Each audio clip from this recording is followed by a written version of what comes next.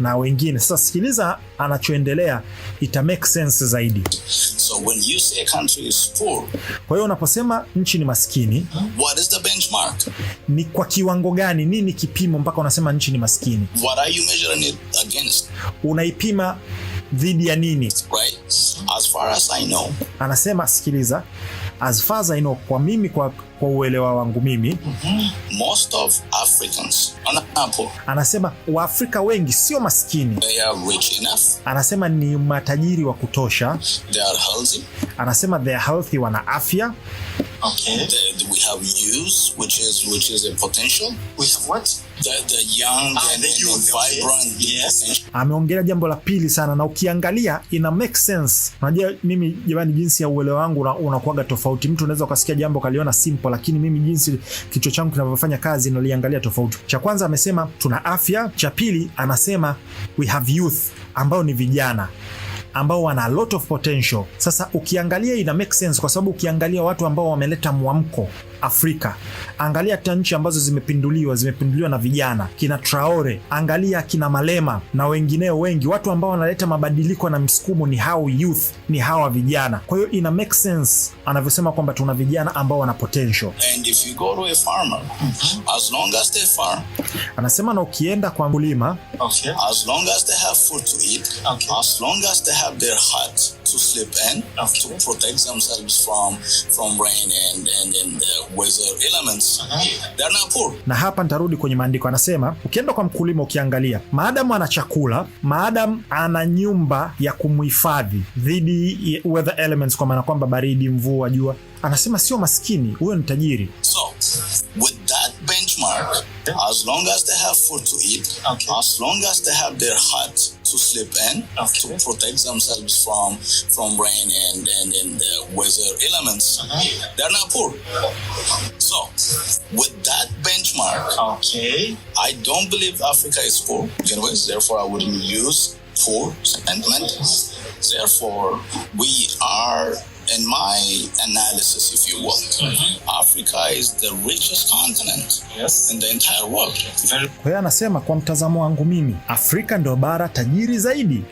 If you discount the cash. Hii point ya muhimu sana ameongea.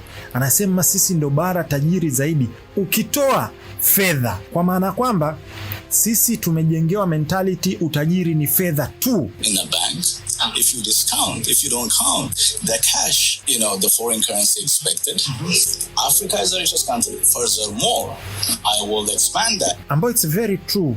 Unajua tumebrainwashiwa, tumetengenezwa kwamba mtu tajiri lazima uwe na fedha nyingi ndio uhesabike tajiri. Lakini kama tulivyoongelea hapo nyuma, maandiko yalivyotufundisha ni kinyume na hiyo. Na huu ni ukosefu wa shukurani kwa muumba wetu. Anaendelea kuelezea. Furthermore, if you go to the US for example, anasema ukienda Marekani kwa mfano, US as a country, Marekani kama nchi is in debt. Ina madeni 33 trillion. Trilioni 33. And climbing. Yes, in debt and climbing. Kwa hiyo Marekani inadaiwa trilioni 33 na bado deni linaendelea kuongezeka. If we asked the US to settle that debt today, they don't have the money to pay it. Kwa hiyo anasema tukiambia Marekani leo ilipe deni lake hilo trilioni 33, hawana. So who's poor? Kwa hiyo anasema nani maskini, which makes sense. Iangalie kwa mtazamo wangu mimi kwamba tuchukulie Marekani ilipe deni lake lote, au ngoja tutoe mambo ya kifedha, tutoe fedha ya Kimarekani, tutoe fedha ya Afrika, alafu kila nchi ibaki na ilicho nacho. Utakuja kugundua kwamba Afrika sisi ni tajiri. Tuna chakula, tuna mazao, tuna mabonde, tuna milima, tuna hali ya hewa nzuri, tuna samaki, tuna mifugo, tuna kila kitu ambacho tunahitaji kusurvive. Lakini wenzetu mambo ni kinyume cha hayo. Kwa hiyo sisi kiuhalisia ni matajiri kuliko wao, ukitoa upande wa kifedha.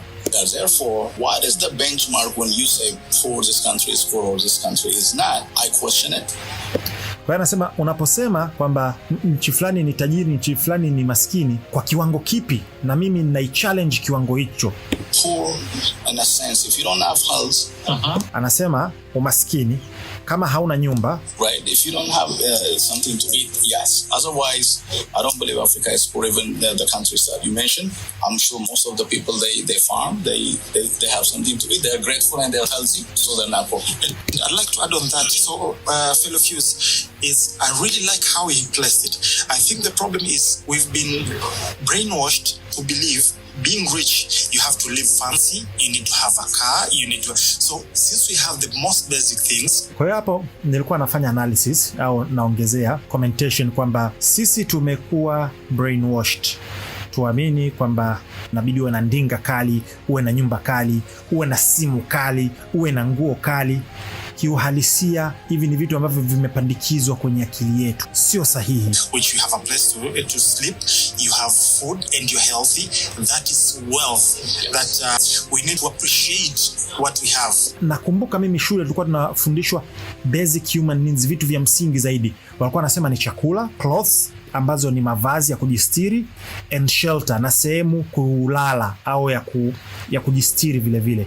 Hivyo vitu vitatu, una chakula, una nguo na una nyumba. Those are the three basic things ambazo mtu ukiwa nazo unaweza ukasurvive. Na tumepelekewa kwamba leo hii mtu, let's say, unaonekana ukila wali maharage au ugali, wewe ni maskini, haufai au hauna hadhi. Hivi ni vitu ambavyo vinaondoa kushukuru neema ya Mungu ambayo ametupa. Vinatufanya tuache kuangalia neema ambayo tunayo. Mtume SAW anatufundisha, anakuambia kwamba usiangalie aliye juu yako utakufuru, angalia aliye chini yako utashukuru. Na hii ndio hekima ambayo ipo. Wewe unapanda daladala, ukimwangalia mwenye gari utaona yani mwanangu mimi maisha yangu ya ovyo sana, yani yule mwenye gari ndio katoboa. Ila ukiangalia wewe unaipanda daladala, kuna mtu ambaye anatembea kwa miguu, anasema mwanangu ningekuwa na hela na mimi hata nauli ningekuwa napanda daladala kwenda kwenye mishe zangu. Watu wangapi ambao tunakutana nao, let's say wanauza mboga au nguo au viatu, wale tunawajua mtaani, anatembea, unaweza kukutana naye, let's say umekutana naye Manzese, ukija umezunguka unakutana naye kwa Kariakoo, anatembea kwa mguu. Alafu wewe ambao unatembea kwa mguu unaona ningekuwa na hela daladala. Kuna mtu ambaye hana mguu anatamani mwanangu mimi ningekuwa hata na miguu kiwete ningeshukuru Mungu. Wewe una viatu, unaona viatu vyako vimelika, vimechoka, kumbe kuna mtu ambaye hata miguu ya kuvalia hiyo viatu hana. Kwa hiyo wanafunzi, tukiwa tunaangalia mwenye kutuzidi tutakuwa tunakufuru, lakini tukiangalia wa chini tutashukuru. Kwa hiyo hii ndo hali halisi ambayo tunatakiwa tubadilishe mentality yetu na tushukuru kwa tulicho nacho. And I can give you an example, right? In developed countries, anatupa mfano. They work 25-30 years. Anakuambia katika nchi ambazo zimeendelea watu wanafanya kazi miaka 20 mpaka 30. They save and they invest their money what have at the end when they retire. Anasema na kipindi hicho ambacho wanafanya kazi wanasave hela yao, na watakapo retire they go get a cabin in the woods. Wanaenda kutafuta cabin, ni nyumba ambazo zimejengwa kwa mbao, in the woods, katika mashamba au porini. Nadhani wengi tushaona movie nyingi, utakuta mtu anaishi kwenye pori, ana jumba lake la mbao, ndo maisha yake anapoishi pale. They just sleep on a very hard thing. Wanalala katika yani vitanda vyao au mazingira yao, maisha yao ni simple sana. Hapa kama ameongelea kwamba watu wanalala sehemu ya kawaida, lakini ukiangalia zile utakuta na vikombe tu vya kawaida, vitu vya ndani ni vya kawaida sana. Maybe they fish one fish a day, they roll. Anasema huenda wakawa wanavua samaki moja kwa siku, they eat it, wanaikaanga wanakula. That's our people in Africa. Anasema hayo ndo maisha yetu ya sisi wa Afrika. Almost everybody like that. Anasema karibia watu wengi, unajua tukiache sisi ambao tuko mjini, watu ambao wengi ambao wako vijijini ndo maisha yao ya kila siku. Mtu ataenda atavua samaki, atakuja, kama ni wa kuuza atauza kidogo, kinachopatikana anakula. Mtu anaenda analima, akirudi kabeba vyakula vyake, miogo, wanachemsha, wanakula. Kwa hiyo hayo ndo maisha ya Mwafrika ya kila siku, na ndo hayo maisha ambayo mtu kafanya Ulaya, nchi ambazo zimeendelea, anafanya kazi miaka 30, alafu akimaliza hivi ndo anavyo retire. Sasa tupindue shilingi.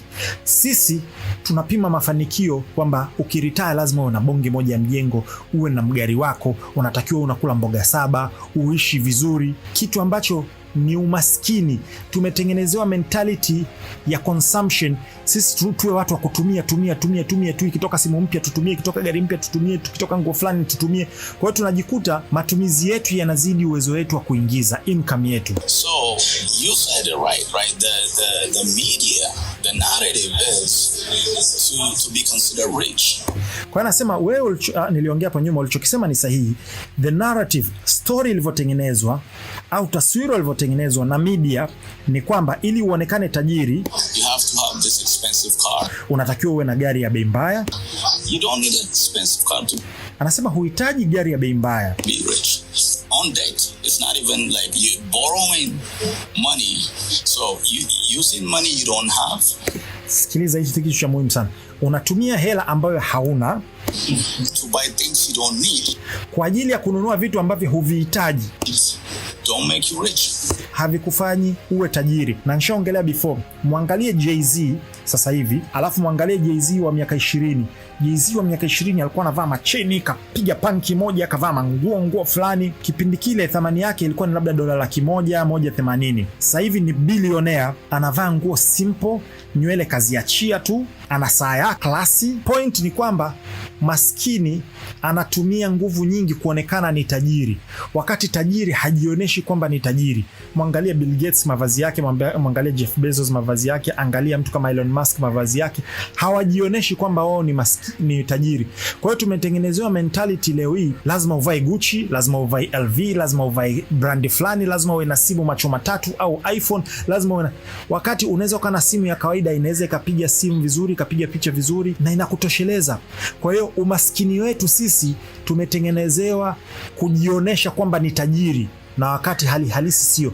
Kasema unatumia hela ambazo huna kwa ajili ya kununua vitu ambavyo huhitaji. Kwa hiyo let's say mtu umefanya kazi, umepata mshahara wako, unataka kwenda kununua simu ya bei mbaya, au unataka kwenda ukapop bottle, ukaagize mabuckets. Kipindi hicho unayo ile hela, lakini unatumia hela ambayo utahitaji ikifika tarehe 14, 15, huna tena hela, unahitaji tena kuchukua advance. Umeona mfumo au wa kimaskini ambao tumetengenezewa? Sisi tumetengenezewa mfumo wa kujionesha kwamba ni matajiri, na wakati huo mfumo ndo unatufanya tuendelee kuwa maskini.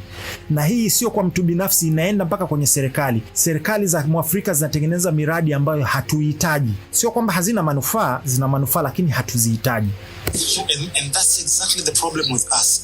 Africans, we are more concerned about how people perceive us and how they look at us. We might buy a car that we don't need simply because for people to say, oh, he has a fancy car. Kwa hiyo hapa nikawa naelezea kwamba hiyo ndo matatizo ya Mwafrika. Mwafrika tunajali zaidi watu wananionaje kuliko hali halisi.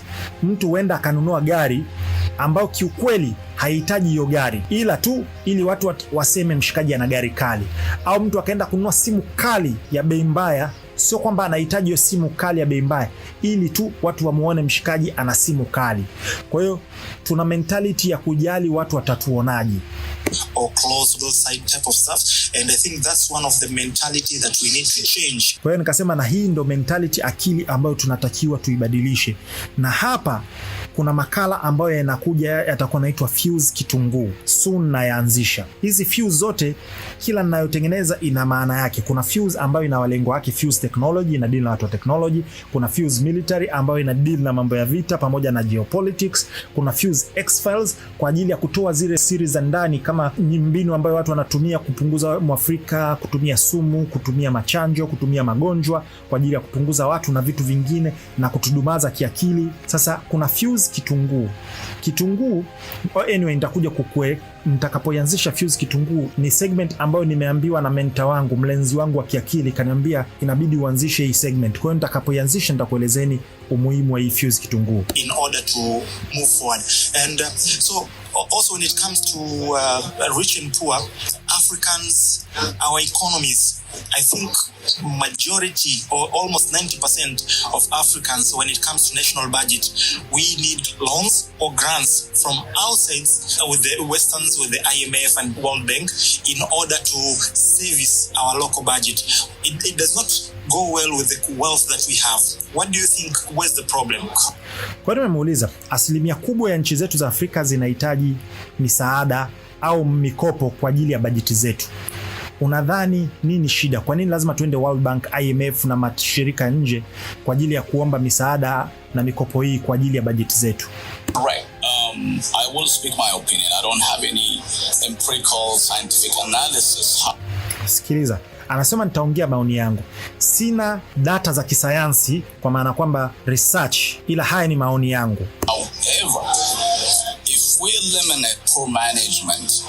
Sikiliza jamaa, yani mimi jamaa kwa kweli namkubali na namuelewa sana. Anasema if we eliminate poor management, tukiondoa usimamizi mbovu, kitu ambacho Waafrika wote tunajua, tuna viongozi au tuna usimamizi mbovu wa miundombinu pamoja na fedha na rasilimali za Mwafrika. If we eliminate corruption, tukiondoa ufisadi, Waafrika nadhani wala hatuhitaji kuongelea ufisadi, tunaujua na jinsi gani unavyotuumiza.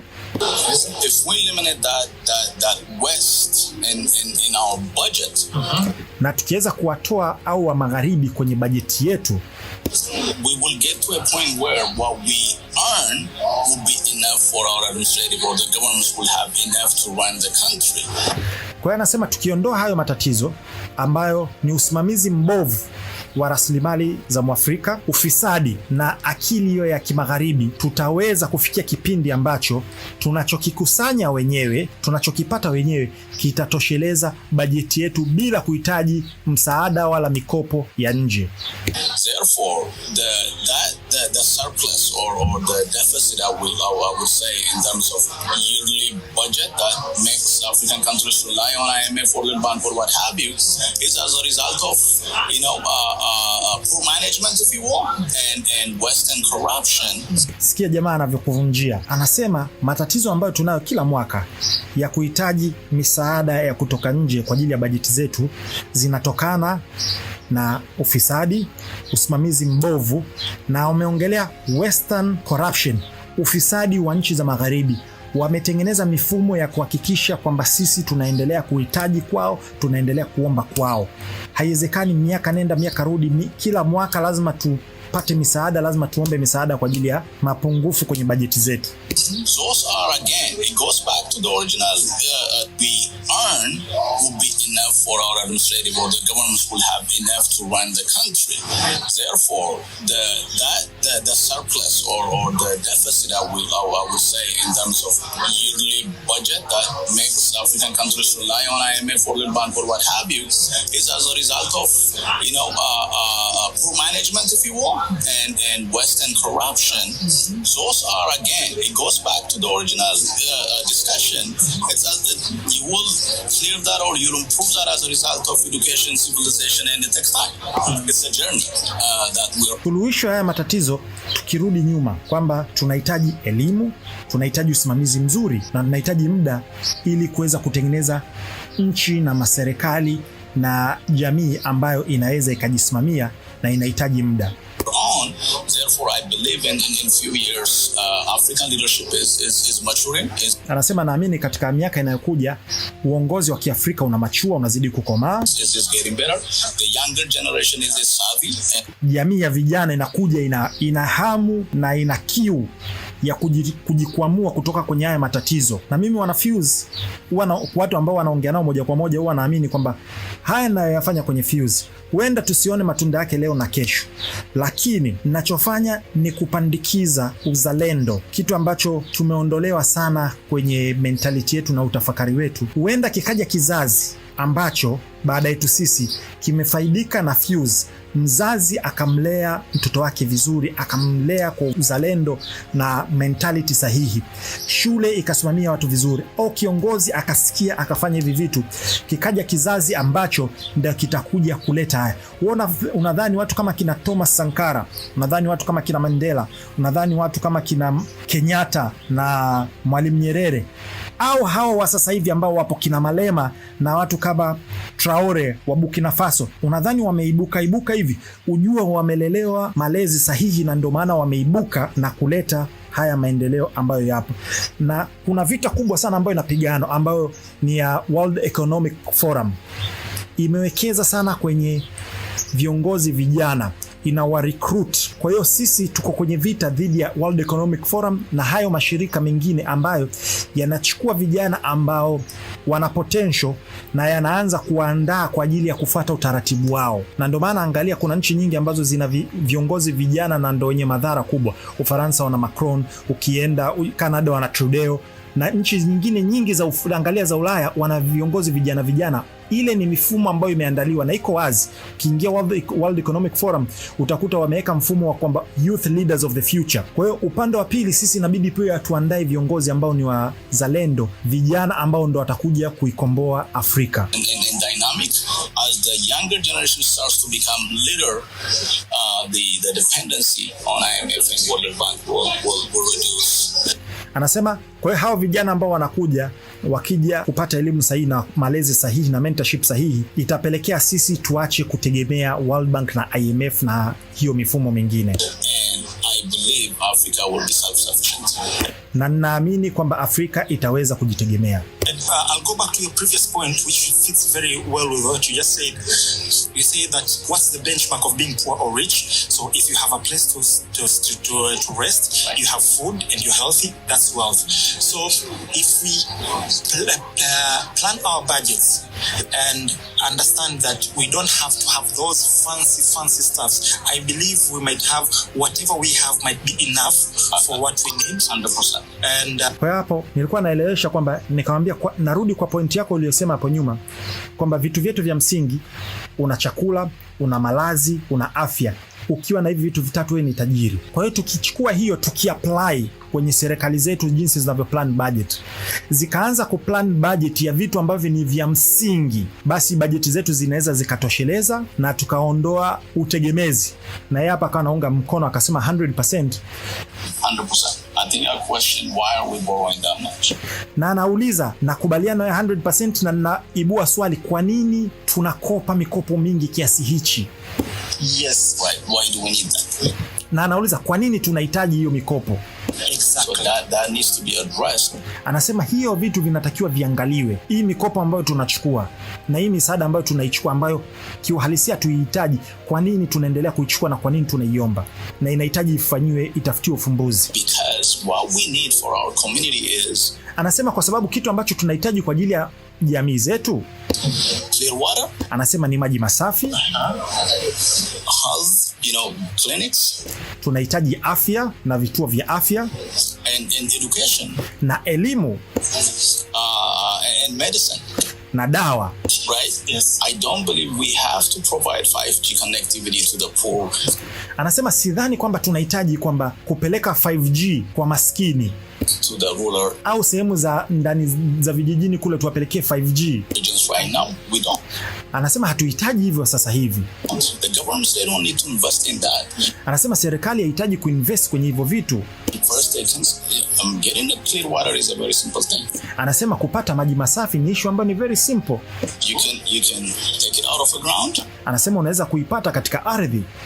We have put together exactly. Na nikamwambia kwamba tunayo Afrika, tuna maji karibia kila sehemu, ukichimba utakutana na maji. Anasema exactly. Put a very functional water purifying device. Anasema unaweka vifaa, na siku hizi teknolojia imeendelea, ambavyo inaweza ikasafisha yale maji, kitu ambacho ni functional, ambacho kinafanya kazi. Power it using solar. Unaipa nguvu ya umeme wa solar, kwa hiyo haihitaji uanze kuvuta grid ya umeme, miundombinu ambayo ni complicated ya umeme. Then you have clear water and tumia mfumo huo, una maji ambayo ni masafi. Then connectivity and energy as well, right? This doesn't require a lot of investment, rather it requires commitment, will. Anasema hivi vitu havihitaji uwekezaji mkubwa, inahitaji commitment na nia. And visionary leaders. Na hapo ameongea kitu cha muhimu sana. And visionary leaders, tunahitaji viongozi ambao wana maono. If you have that, I think Africa is again one of the richest continents in the entire world.